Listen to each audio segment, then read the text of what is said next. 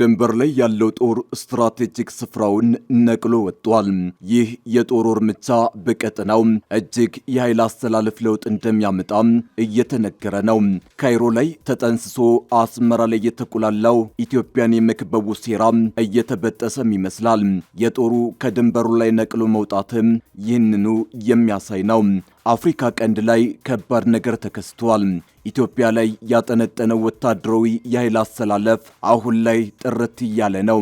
ግድቡ ካለበት አቅራቢያ ያለው ጦር ጓዙን ጠቅልሎ መውጣቱ ይህንኑ ያመላክታል። ውድ የአንድ አፍታ ሚዲያ ቤተሰቦች ግድቡ አቅራቢያ ሰፍሮ የነበረው የግብፅ ጦር ጓዙን ጠቅልሎ መውጣቱ ከአስመራ ድንጋጤን ሲፈጠር የኢትዮጵያን ዲፕሎማሲያዊ ብልህነት ደግሞ አሳይቷል። ዝርዝሩን እነግራችኋለን። ቪዲዮን ላይክ አድርጋችሁ በመጀመር አብራችሁን ቆዩ።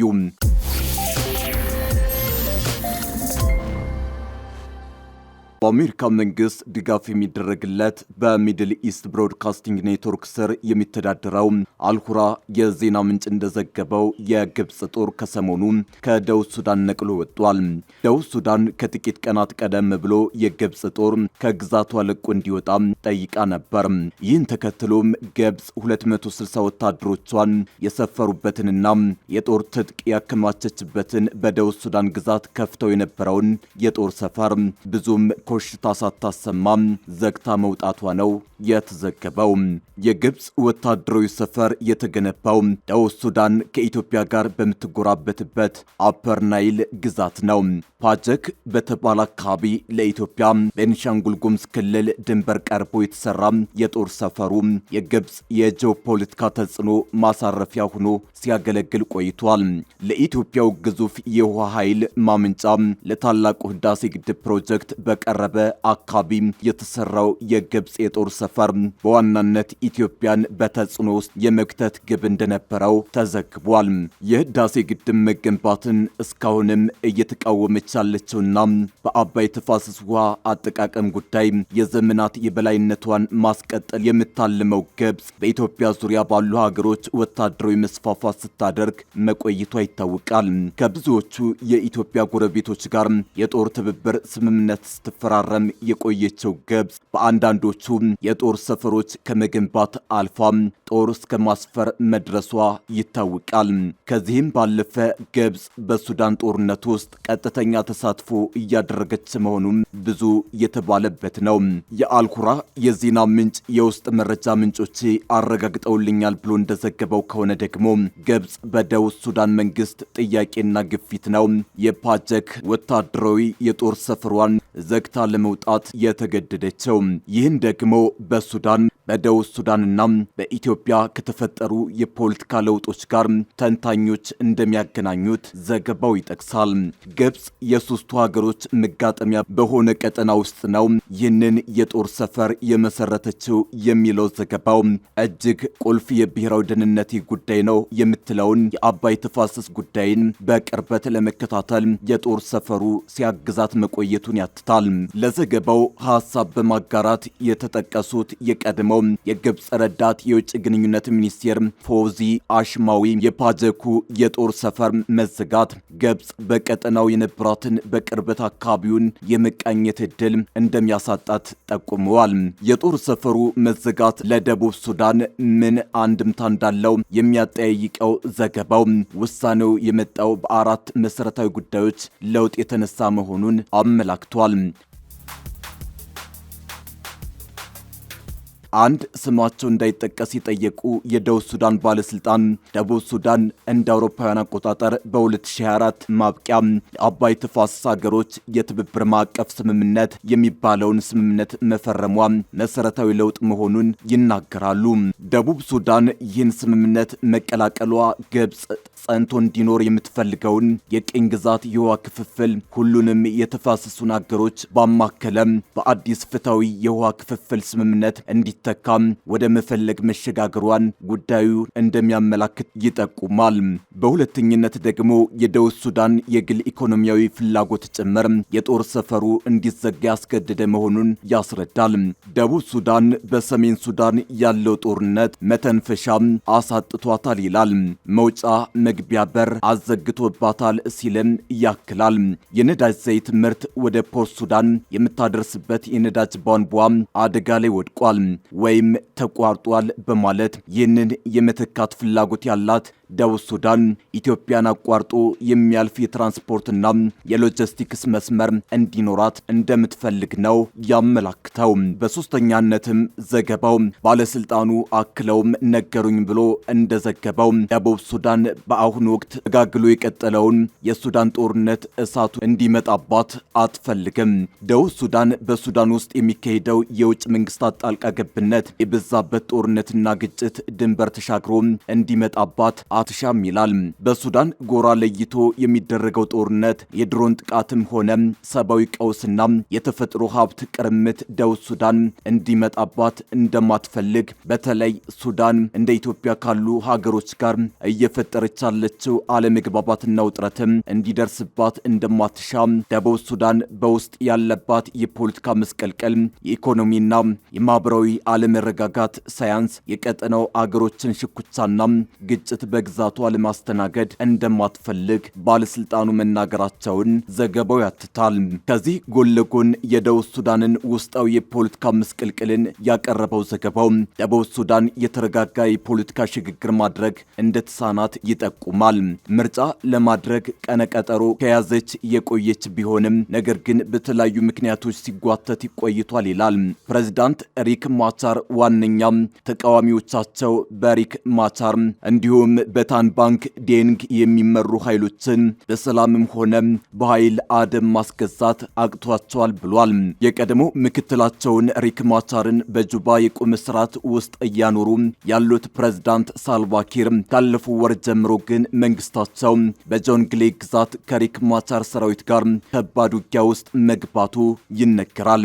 የተለያዩ ዘገባዎች እንደሚጠቁሙት ከሆነ በጆንግሌ ግዛት ገና ያልበረደው ግጭት የአገሪቱን ሰብአዊ ቀውስ አክፍቶታል። በትንሹ 8 ሚሊዮን ወይም 56 በመቶ የደቡብ ሱዳን ህዝብ ለራብና ላስከፊ የምግብ እጥረት ተጋልጧል። የተመድ የሰብአዊ ጉዳዮች ማስተባበሪያ ጽህፈት ቤት በአጭር ጊዜ ከ330 ሺህ በላይ ሰዎች በጦርነት መዘዝ ተፈናቅለዋል። የዓለም የምግብ ፕሮግራም በበኩሉ ከ97 ሺህ በላይ ሰዎች በጆንግሌ ግጭት መዘዝ ለአስከፊ ራብ የተጋለጡ ሲሆን እርዳታ በፍጥነት መቅረብ ካልቻለና ግጭቱ ካልቆመ ደግሞ በመቶ ሺዎች የሚቆጠሩ ሰዎች ወደ ረሃብ አደጋ ሊሸጋገሩ እንደሚችሉ አስጠንቅቋል። አልጀዚራ የተመድ ህጻናት አድን ድርጅት ጠቅሶ 2 ሚሊዮን ህጻናት ለምግብ እጥረት መጋለጣቸውን የዘገበ ሲሆን እርዳታ በፍጥነት ካልቀረበ 700 ሺህ የሚሆኑት በአጭር ጊዜ በረሃብ አደጋ ሊሞቱ እንደሚችሉ ጠቁሟል። ደቡብ ሱዳን ይህ ሁሉ ሳያንስ በሱዳን ጦርነት መዘዝ ከፍተኛ ቁጥር ያለው ስደተኞችን ለመቀበል ተገዳለች። በሱዳን ጦርነት መዘዝ ዋና የገቢ ምንጯ የሆነውን ነዳጅ ዘይት ለዓለም ገበያ ማቅረብም አልቻለችም። ከፍተኛ የውጭ ብድር ናዳ ተቆልሎባታል የምትባለው ደቡብ ሱዳን ለኢኮኖሚ ቀውስም የተዳረገች ሀገር መሆኗን በርካቶች ዘግበውታል። ይህ ሁሉ ውስጣዊና ውጫዊ ቀውስ የተጫነባት ደቡብ ሱዳን አዳዲስ የፖሊሲ አማራጮችን ለማማተርና የአካሄድ ለውጦችን ለማድረግ መገደዷ ይነገራል። ከዚህ ጋር የሚመሳሰል ሀሳብ የሚያነሳው የአልሁራ ዘገባም ቢሆን ደቡብ ሱዳን በኢትዮጵያ በኩል የሚያልፍና ከባህር በር ጋር የምትገናኝበት አዲስ የንግድ ኮሪደር መፍጠር የሞት ሽረት ጉዳይ እንደሆነባት ነው የሚጠቅሰው። ከዚህ ጋር የሚመሳሰል ሀሳብ የሚያነሳው የአልሁራ ዘገባ በተለይ የጋምቤላ ፓጆክ እስከ ፍሎች የንግድ ኮሪደር በደቡብ ሱዳን ትልቅ ትኩረት ተሰጥቶታል ይላል። ከደቡብ ሱዳን ነዳጅ ማውጫ ቦታዎች ተነስቶ በኢትዮጵያ ድንበር የሚያልፍ የንግድ ኮሪደር ነው ለመፍጠር ጥረት እያደረገች የምትገኘው። ይህን ለማድረግ ደግሞ ከኢትዮጵያ ጋር ያላትን ፖሊሲና ግንኙነት መቀየር የሚያስገድድ በመሆኑ ነው የግብጽ ጦር ከሀገሯ ያባረረችው ተብሏል። ለአልሁራ ሐሳባቸውን ያጋሩት የግብጽ የቀድሞ የውጭ ጉዳይ ሚኒስትር ምክትል ሚኒስትር ፋውዚ አሽማዊ እንደተናገሩት ከሆነ ግን ግብጽ ከደቡብ ሱዳን መባረሯ ብቻውን ሀገሪቱን አደብ አያስገዛትም።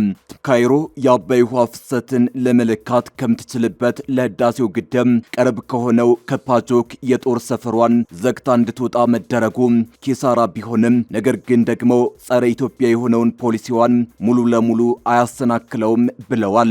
የካይሮ ኢትዮጵያን በመክበብና በመነጠል ላይ ያተኮረው መሰረታዊ ፖሊሲ ሰፊ አድማስ ያለው እንጂ ደቡብ ሱዳንን ብቻ መረማመጃ ያደረገ አይደለም። የግብጽ ኢትዮጵያን ኢላማ ያደረገው ፖሊሲ ሱዳንንም ማዕከል ያደረገ ሲሆን በአጠቃላይ ደግሞ የአፍሪካ ቀንድ ሀገሮችን በሙሉ መገልገያ ያደረገ ጭምር ነው በማለት የቀድሞው ባለስልጣን በግልጽ ተናግረዋል።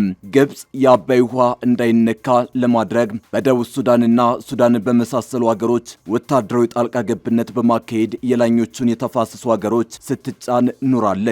አሁን ደግሞ ኢትዮጵያ ከባህር ጋር እንዳትገናኝና የባህር በር ጥያቄዋ መልስ እንዳያገኝ ለማድረግ የቀጠናው ሀገሮችን ከመገልገል ባለፈ በዓለም አቀፍ ሕጎች ጭምር የማከላከል ስራ እንደምታከናውን ባለስልጣኑ አስረድተዋል። የሶማሊያ ሉዓላዊነትን ለማረጋገጥና ሰላም ለማስከበር በሚል ጣልቃ የምትገባው ከኤርትራ ጋር ስትራቴጂካዊ አጋርነት ለመፍጠር የምትሰራው እንዲሁም የሱዳን ሰራዊትን ደግፋ በሱዳን ጦርነት የምትሳተፈው የአባይ ተፋሰስ ዋና ምንጭ የሆነችው ኢትዮጵያን ጫና ውስጥ ለመክተት እንደሆነ የቀድሞው ምክትል ሚኒስትር አጋልጠዋል። ግብጽ በደቡብ ሱዳን ፓጆክ የነበራት ወታደራዊ ሰፈር መዘጋቱና ጦር ማስወጣቷ ትልቅ ትኩረት የሚሰጠው አጋጣሚ ቢሆንም እንኳን በቀድሞው የግብጽ ባለስልጣን እምነት ካይሮ በሌሎች ግንባሮች ኢትዮጵያን ለመጉዳት መንቀሳቀሷ ግን አይቆምም። ግብጽ በዚህ ቢዘጋባት በሶማሊያ፣ በጅቡቲ፣ በኤርትራ፣ በሱዳንን ወይም በኡጋንዳ በኩል የተለያዩ አጋርነቶችን በመፍጠር ጸረ ኢትዮጵያ እንቅስቃሴዋን እንደማታቆም ነው አልሁራ የዜና ምንጭ የዘረዘረው። ባለፈው ሳምንት በወቅታዊ ጉዳዮች ላይ መግለጫ የሰጡት የውጭ ጉዳይ ሚኒስትር ቃል አቀባይ አምባሳደር ነቢያት ጌታቸው ስለ ግብጽ እንቅስቃሴና ስለ ቀጠናዊ የጂኦፖለቲካ ውጥረቶች ተጠይቀው ማብራሪያ ሰጥተዋል። ግብጽ በቀጠናው የምታደርጋቸው እንቅስቃሴዎች ሁሉ ኢትዮጵያን የመክበብ ዓላማ ያላቸው ይመስላሉ። ኢትዮጵያ በሰከነ ዲፕሎማሲያዊ መንገድ ነው የምትመራው። የባህር በር ጉዳይ ብዙሃኑ የኢትዮጵያ ሕዝብ የሚስማማበት ብቻ ሳይሆን ከኢትዮጵያ መጻኢ የኢኮኖሚ ልማትና እድገት ጋር የተሳሰረ ቁልፍ ጉዳይ ነው። በሌሎችም ሀገሮች ዘንድ ጭምር የኢትዮጵያ የባህር በር ጥያቄ ህጋዊ አግባብነት ያለው መሆኑ ጭምር በጎ ምላሽ እየተሰጠው ያለ ጉዳይ ነው በማለት የተናገሩት ነቢያት የግብጽ መንግስት ለሚያደርገው እንቅስቃሴ የኤርትራ መንግስትም ሆነ የሱዳን ጦር ለሚያሰሙት ክሶች የኢትዮጵያ ምላሽ የሰከነ ዲፕሎማሲን የተከተለ መሆኑን ተናግረዋል። ታዲያ የግብጽ እንቅስቃሴ በኢትዮጵያ በኩል በምን መንገድ መታየት እንዳለበት ለማስቀመጥ የሞከረው ሀተታው ጉዳዩን የግብጽ ኢትዮጵያን የመክበብ ፖሊሲ ሊባል ይችላል ሲል ነው የሚገልጸው። ግብጽ ከአባይ እስከ ቀይ ባህር ባለው ቀጠና ኢትዮጵያን ከቦ የማስቀረት ፖሊሲ አላት የሚለው ይትንተና ሁለቱንም እንዳትጠቀም ለማድረግ ስትል በኢትዮጵያ ዙሪያ ያሉ ሀገሮችን በሙሉ ለመጠቀም እንደምትሞክር ነው ያብራራው።